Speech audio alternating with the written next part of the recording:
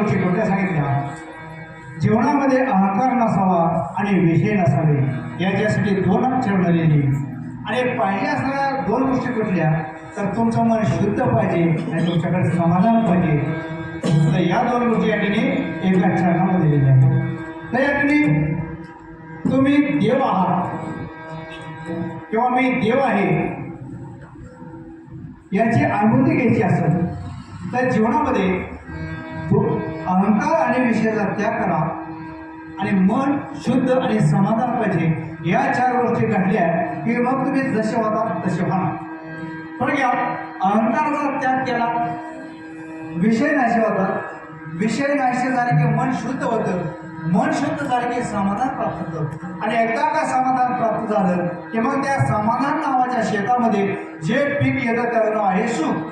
आणि सुख या शब्दाला परमार्थामध्ये प्रतिशब्द आहे देव. मग या ठिकाणी तुम्हाला देव व्हायचं का? तुम्हाला मीच देव याची अनुभूती घ्यायची आहे का? तर तुम्ही काय करा? सुखाची प्राप्ती करा. सुख प्राप्त करायचं आहे का? समाधान मिळवा. समाधान मिळवायचं आहे का? तर मन शुद्ध करा. मन शुद्ध करायचं का? तर विषयाचा त्याग करा. मन तुम्हाला शुद्ध करायचं का? अहंकाराचा त्याग करा. अहंकाराचा त्याग केला की विषय नाहीसे होतात, विषय नाहीसे झाले की मन शुद्ध होतं, मन शुद्ध झाले की समाधान प्राप्त होतं आणि समाधान प्राप्त झाल्यानंतर सुख नावाची गोष्ट तुम्हाला प्राप्त होते. आणि एकदा का तुम्हाला सुख प्राप्त झालं की मग मीच देव आहे याची तुम्हाला अनुभूती आल्याशिवाय राहत नाही. आणि एकदा का सुखाची प्राप्ती झाली आणि एकदा का मीच देव आहे याची तुम्हाला प्रसिद्धी आल्यानंतर मग खाली काय शिल्लक राहणार? मग जैसा तैसा